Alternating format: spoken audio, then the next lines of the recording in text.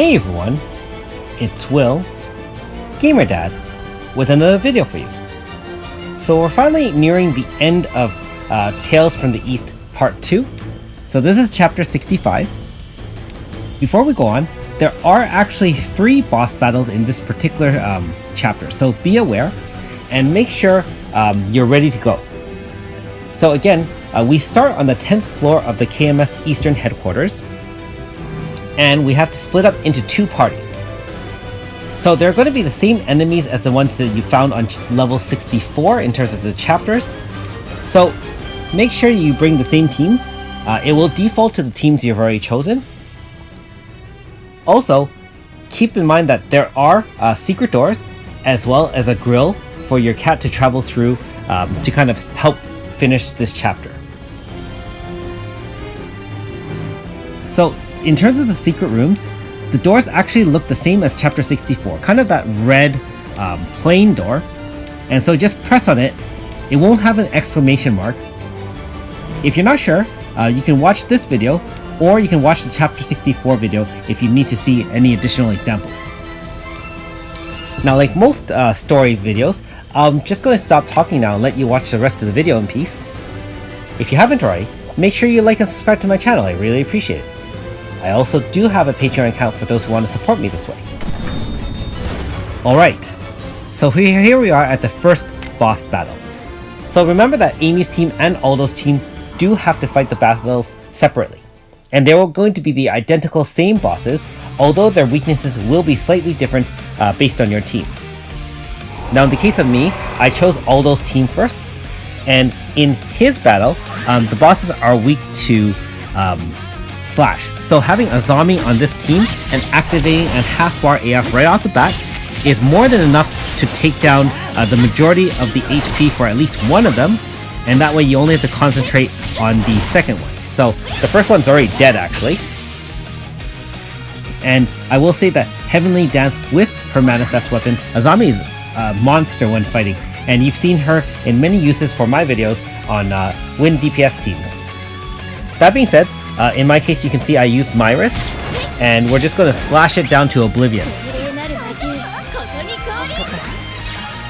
If you're wondering why I brought Altina, not for any reason other than the fact that the enemy is also weak to Pierce, and so her quad attack will help power up her bar as well as lay additional damage in terms of her spirit dance. And you can see that there are some minor attacks, but nothing we can't handle. So in another turn or two, it's going to be game over. And just like that, Heavenly Dance has finished it off for us. This battle was very straightforward for me. Only because, like I said, I happened to bring the right team in terms of bringing Aldo as well as Azami. Keep in mind that I didn't use any online guides, so I'm just going in blind. And you'll see exactly what happens when you don't prepare properly in terms of Amy's battle.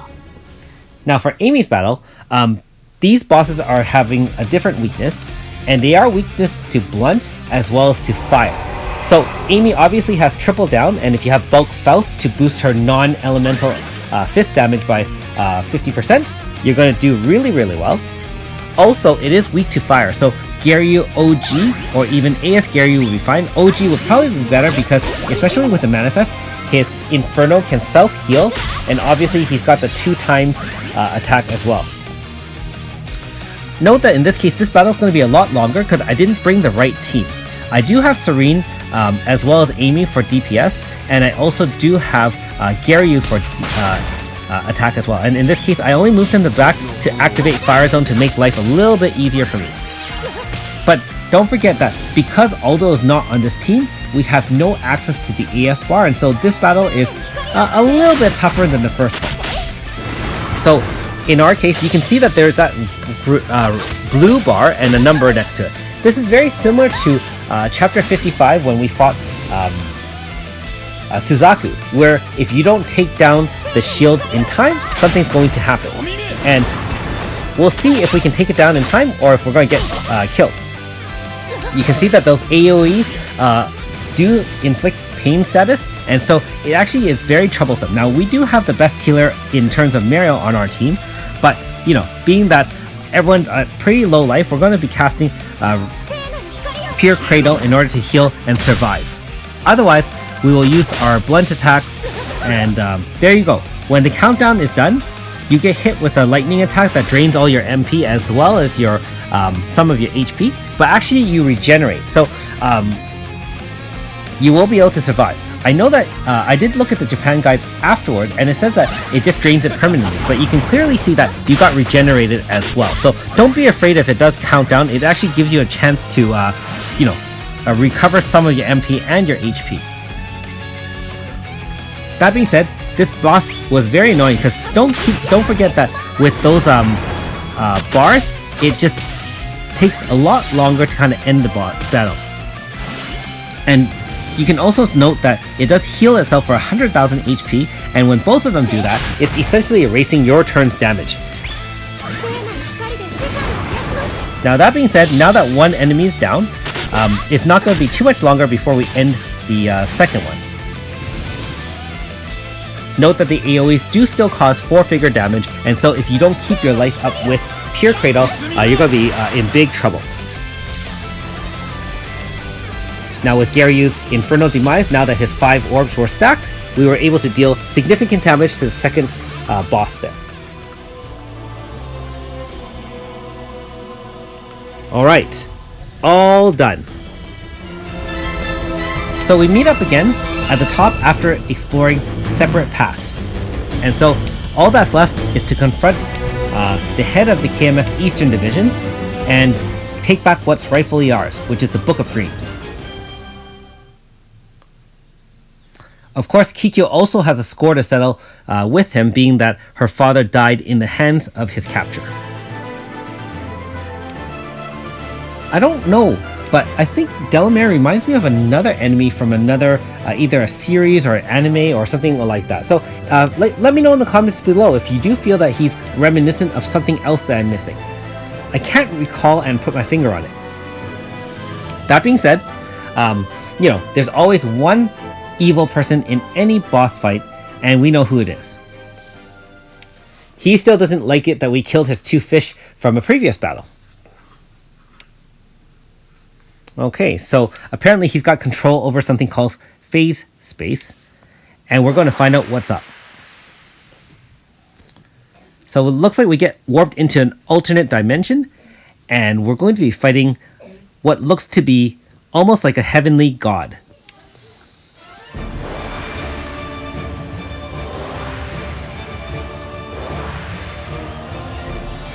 The scenery here is quite beautiful, actually, I will say. And you can see that the boss is very Eastern suggested in terms of its kind of its background.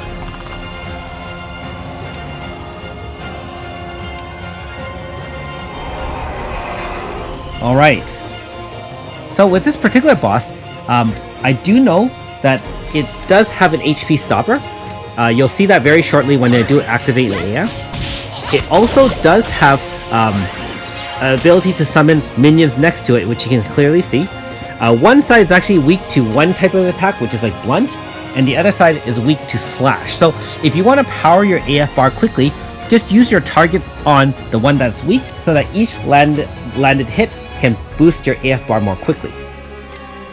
In the case of myself, I did bring a mixed team, being that, again, I didn't look up any particular strategy guides before doing this one. So the super boss also still has a countdown timer, which as you can see, and it does have minor to moderate attacks.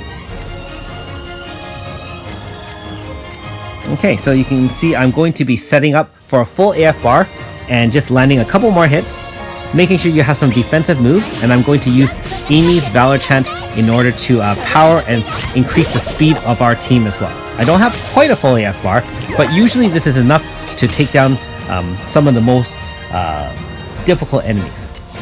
Okay, so here we go. Let's see what we got.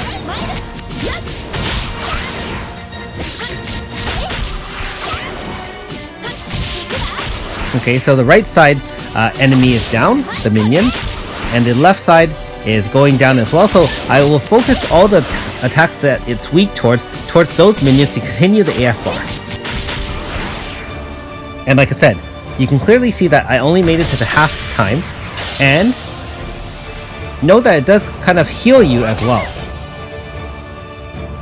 It's also changed into a different mode, so you know what's up. That means that the enemy itself is going to be more powerful and deal more damage. Also note that we did get darkness status applied to our one character, Tsubame. This is actually very reminiscent of Final Fantasy, where again the blindness or darkness stat comes into play quite quickly. So I wonder if this is going to be a permanent feature, obviously, for future enemies. That's going to be a little bit annoying.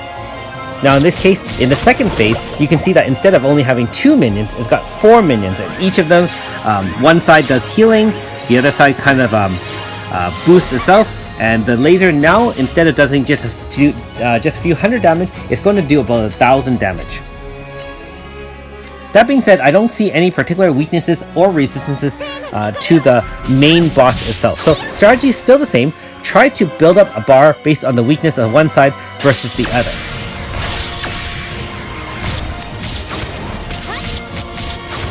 And with Heavenly Dance, you can see that she will counter her attacks, and so that will help deal more damage to the enemy. Now, unfortunately, at this stage, the enemies can team up on one character, and you can see that Tsubame took one for the team. That being said, we do have a full AF bar now, and so we're going to try to set up right here, again with Aldo and Amy coming into play, speeding and powering our team.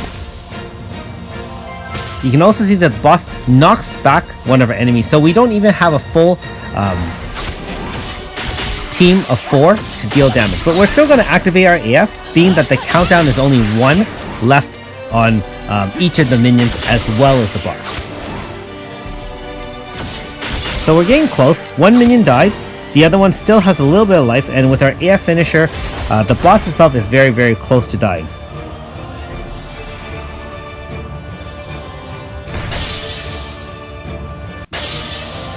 Okay, so you can see that each time the enemies explode, when the countdown timer is done, we actually get healed, just like with the smaller bosses. So that is a beneficial boon to our team, and with that, we're going to have absolutely no problem ending the battle at this point. So we can rotate one character back in, and with this case is Mariel, just for extra defense, and there you have it.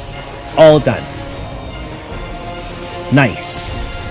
I will say, in comparison to Suzaku, this one was a lot more straightforward, and again, the mechanic where when the bar reaches 0 for the, I guess the countdown thing, and it kind of heals you, is kind of strange. I mean, normally bosses will kind of damage you and damage you. In this case, it's kind of like weird, and so not sure if that was on purpose or if it got easier for us in global versus Japan. But with that heal, it did seem very, very straightforward, even though I lost Tsubame. Anyways, like most storyline videos, I'll let you watch the conclusion in peace. Remember that there is still chapter 66 just to kind of tie up any loose ends in storyline. Thanks for watching. We'll see you next time.